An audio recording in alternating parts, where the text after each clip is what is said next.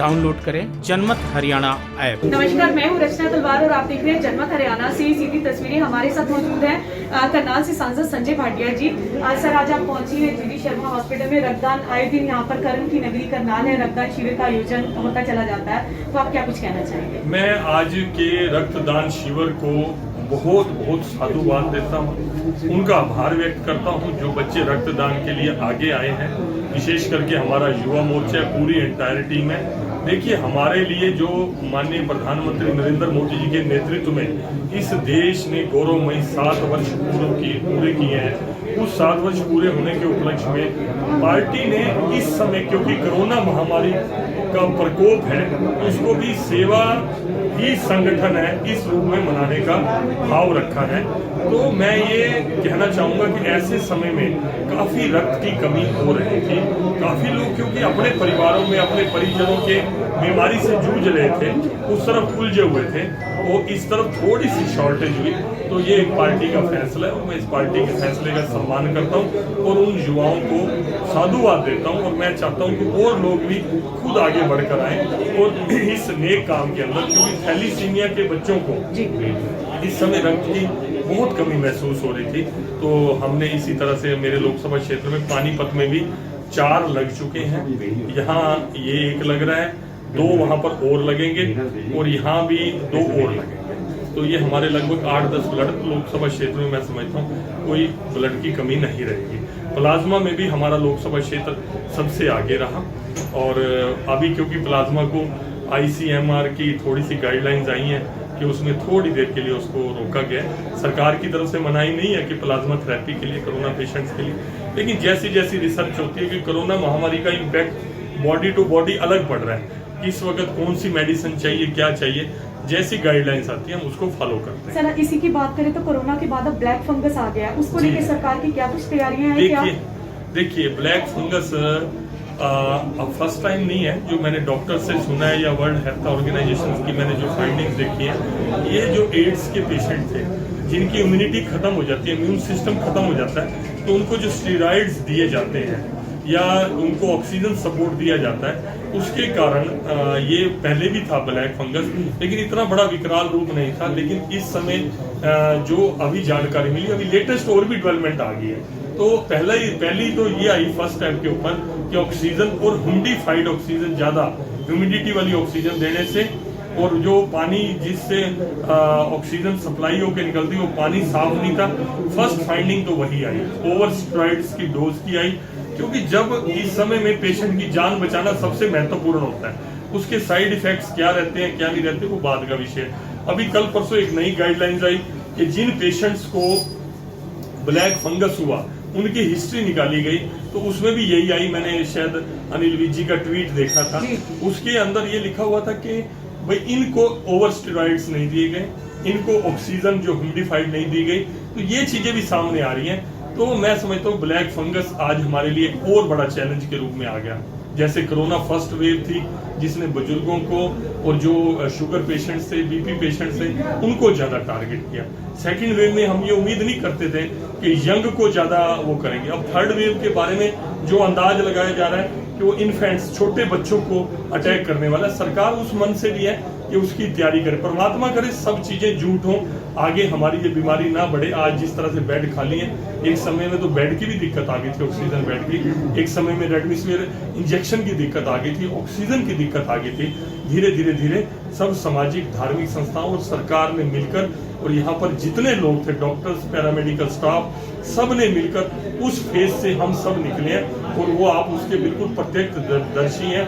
आपने भी मनोबल समाज का नहीं टूटने दिया, मीडिया के माध्यम से आपने लगातार मैसेज देते रहे, आपने नहीं दिया, आपने बिल्कुल भी मनोबल नहीं टूटने दिया। मैं चाहता हूँ कि ये फेज भी, ब्लैक फंगस वाला भी फेज निकलेगा, सरकार इसके लिए पूरा प्रयास कर रही है। सर, लगातार हम लोग दिन रात प्रयत्न कर रहे हैं कि इस चेन को हम ब्रेक कर सके, लेकिन 6 महीने का समय हो गया, किसान बॉर्डर पर बैठे हुए हैं, तो वो अपने एरिया में जब वापस जाते हैं वहाँ पर कोरोना स्प्रेड होता है और आवाजाही में भी दिल्ली अगर जाना हो तो बहुत ज्यादा दिक्कत का सामना करना पड़ता है जनता को।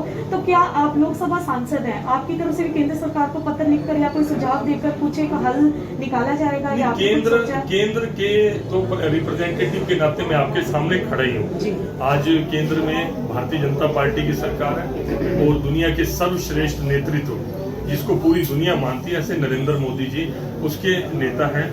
लेकिन मैं अपने किसान भाइयों से, क्योंकि मैं किसान भी हूँ, मैं दोहरी भूमिका में हूँ, मैं अगर सांसद हूँ, मैं एनडीए का पार्ट हूँ, तो मैं किसान भी हूँ। मैं आज भी, हमारा परिवार ट्रेडिशनल खेती करता है। मेरे फादर 87 ईयर्स ओल्ड हैं, वो आज भी स्वयं अपने हाथ से सब्जी की खेती करते हैं। मैं उनको कहना चाहूंगा, मैं कानून को पढ़ा है, समझा है और अनेक शिक्षाविदों से मेरी चर्चा हुई है, अनेक खेती बाड़ी को समझने वाले लोगों से, जो प्रोग्रेसिव फार्मर हैं, जिन्होंने एक एक एकड़ में कई कई लाख की फसल उठाई है, उनसे मैंने चर्चा किया। हमारे परिवारों में है, खुद खेती करते हैं, 2-2, 3-3 फसल उठाते हैं, डाइवर्सिफाई करते हैं। वो ट्रेडिशनल खेती से हटकर उन्होंने अपनी फसलों को अच्छी कीमत, ऐसे लोगों से मेरी चर्चा हुई है। उन्होंने कहा कि आज तक इतना अच्छा कानून किसानों के हक में आज तक नहीं बना। मैंने उनकी वो एक पक्ष हो गया, वो मैं समझ सकता हूँ, मैं सरकार का हूं तो मेरा पक्ष हो गया। मैंने जो विरोध पक्ष के हैं, जो अन्य पार्टियों के नेता हैं, उनका नाम लेना अच्छा नहीं, मैंने इंडिविजुअल उनके साथ बंद कमरे में बात की, अच्छे अच्छे किसान नेताओं से मैंने करी। मैं कहा यार इसमें कोई गलत है तो आप थोड़ा सा हमें समझा दो, ताकि हम अपनी पार्टी की मीटिंग में बैठे, सरकार की मीटिंग में बैठे, तो हम उनको बता पाए कि इस कानून को ऐसे बदलाव कर दो, ऐसे आप कर दो, इसमें ये किसान का हित हो जाएगा। ये देखिए, कानून को आपको समझना पड़ेगा। ये कोई कानून का पहले वाली जो चीजें हमें मिल रही थी, ये उसका बदलाव नहीं है। जो रास्ता हमारा इस हॉस्पिटल से निकलने का था, वो आज भी कायम है। एक अल्टरनेटिव रास्ता और भी दे दिया कि अगर आप अपनी आय बढ़ाना चाहते हैं, आप अपनी आय दुगना करना चाहते हैं, तो इस रास्ते से भी आप जाइए। कोई लोग कहें कि मुझे अपनी आय दुगनी नहीं करनी, मेरे को वही की वही आय रखनी है अपनी, तो उनके लिए वो रास्ता खुला है, बंद तो नहीं किया। एमएसपी चालू है, मंडियां चालू है, वो रास्ता बंद नहीं किया। सरकारी खरीद चालू है, बंद नहीं की। लोगों को पेमेंट देना कोई बंद नहीं किया। ये आपने 2 फसलों में देख भी लिया। लेकिन कोई उन 10 किसानों में से कोई एक किसान कहे कि मैं ये नए रास्ते पे भी जाके देखना चाहता हूँ, मैं अपनी इनकम को बढ़ाना चाहता हूँ, तो बाकी जो 9 किसान हैं उनको उस 10वें किसान को नहीं रोकना चाहिए कि आप उस रास्ते से मत जाओ। तो मैं किसान भाई, कोई बात नहीं, कई बार बात जल्दी समझ आती है, कई बार देर से समझ आती है। मेरा विश्वास है कि ये जो भ्रमित करने वाले लोग हैं, एक दिन इनका पर्दाफाश होगा। मेरे किसान भाइयों को, क्योंकि उनके हक की बात है, जरूर समझ में आएगी। तब तक के लिए मैं एक बात और भी प्रार्थना करना चाहता हूँ, जो किसान आंदोलन के अगुआ हैं, मेरे किसान भाई हैं, कि अब समय जो है आपदा का समय है, ये आपदा काल है। इस समय आप थोड़े टाइम के लिए रुककर, जब ये समय ठीक हो जाएगा, फिर दोबारा आप उस आंदोलन को आगे बढ़ा लेना। अभी लोगों का जीवन अमूल्य, पहला प्रायोरिटी जीवन बचाना है। तो मैं सब लोगों से प्रार्थना करूंगा कि अभी स्थगित करके, मैं ये नहीं कह रहा कि आप बंद कर दो, अभी स्थगित करके, अभी जो हमारे परिवारों के अंदर ये कष्ट चल रहा है कोरोना का समय, और यही लोग, मैं किसान आंदोलन के जो अगुआ हैं, मुझे कई बार इनके बयानों पे हंसी आती है। चढ़ूणी जी क्या कहते थे, ये कोरोना कुछ भी नहीं है, ये सरकार ऐसे भ्रम पैदा करी है, ये तो 5G टावर जो लग रहे हैं उनसे फैला हुआ जो रेडिएशन है, ये कोरोना है। अब उन्होंने तो सारी मेडिकल साइंस को फेल कर दिया। जब उनको ये बेसिक सी चीज नहीं समझ आ रही, बीमारी जो एक दूसरे से फैल रही है, जब ये समझ नहीं आ रही, तो उनको कृषि कानून क्या समझ आएंगे। आप उनका IQ लेवल, उनका वो स्तर आप समझ सकते हैं कितना बड़ा स्तर है उनका। मेरी हालांकि व्यक्तिगत भी उनसे बातचीत हुई, आयु के कारण मैं उनका सम्मान भी करता हूँ। हमारे पड़ोसी भी हैं, अच्छे इंसान भी होंगे, मैं इस बात से डिनाई नहीं करता, लेकिन उनकी समझ का लेवल क्या है।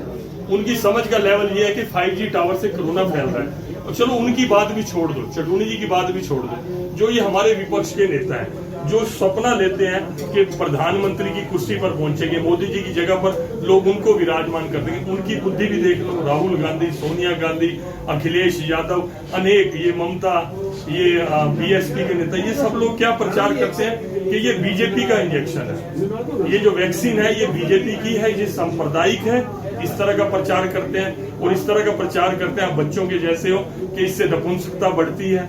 इस तरह के प्रचार करने वाले देश को किस विजन से आगे बढ़ाएंगे। चलो आप प्रचार करते थे, कम से कम अपने स्टैंड पे तो कायम रहते। अब सबसे ज्यादा तकलीफ इनको हुई, पहले मेरा इंजेक्शन लगाओ, पहले मुझे वैक्सीन लगाओ। जो लोगों को भड़का रहे थे कि ये वैक्सीन गलत है, इससे नुकसान होगा। आज वो सबसे आगे लाइन में अंदर खड़े हैं। तो आप लोग, मैं मीडिया के लोगों से कहता हूं कि आप उनको भी जागरूक करो, उनसे भी ये प्रश्न करो और बार बार प्रचार करते थे। आज भारतीय जनता पार्टी का कार्यकर्ता, एक एक कार्यकर्ता रात में चाहे 2 बजे सिलेंडर गाड़ी में लेकर जरूरतमंद को देना पड़ा हो, चाहे भोजन देना पड़ा हो, मंडियों के अंदर परचेज सेंटर पर चाहे मास्क देने पड़े हो, चाहे सैनिटाइजर देने पड़े हो। और आज ब्लड की कमी है। आज ब्लड के लिए भी आपने देखा हमारे युवा मोर्चा के कार्यकर्ता शुभम गुप्ता, उनकी टीम सारी की सारी लेटी हुई थी वहां पर। आपने खुद देखा, अपने कैमरे में कैच किया, किसी भी काम में पीछे नहीं है। और ये कांग्रेस के लोग कुछ फेसबुक के ऊपर झूठी सच्ची आईडी बनाकर प्रचार करते हैं। ये कहाँ है भारतीय जनता पार्टी का? अरे भाई, हम कहीं है नहीं है, तुम तो आ जाओ, तुम तो लोगों की सेवा कर लो। क्या पता लोगों को तुम्हारे पे, तुम्हारे कर्मों को देखकर थोड़ी सी दया आ जाए, तुम्हारे वो पिछले पाप, भ्रष्टाचार वाले पाप शायद लोग भूल जाए, आगे तुम्हें मौका दे दे। अब तो कर लो। एक पुण्यतिथि पर थोड़ा सा राजीव गांधी जी की पुण्यतिथि, तो मैं पीछे आया था करनाल में, तो पत्रकार कहने लगे वो फलाने नेता का नाम लेके जो पुण्यतिथि पर ये कह रहे थे जी बीजेपी वाले कहाँ है। मैं कहा यार, हम कहीं है नहीं है, आप तो हो ना। अब आप जागे हो पुण्यतिथि पर, इसके बाद मत सो जाना। अगली बार मैंने पूछा, कहने जी वो फिर सो गए।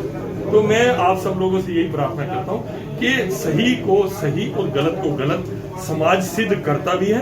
और आप मीडिया का जो रचनात्मक रोल है, मैं उसको भी बधाई और धन्यवाद देता हूं। बहुत बहुत धन्यवाद सर। यही आपने देखा कि करनाल सांसद संजय भाटिया जी से सीधी बात आप देख रहे हैं रचना तलवार के साथ, जनमत हरियाणा से सीधी। राजनीति के आगे, राजनीति के पीछे, हर हलचल को जानने के लिए हमारे YouTube चैनल जनमत हरियाणा को लाइक करें, सब्सक्राइब करें और अपडेट रहने के लिए बेल आइकन दबाना ना भूलें। देखते रहें जनमत हरियाणा, सच के अलावा कुछ भी नहीं।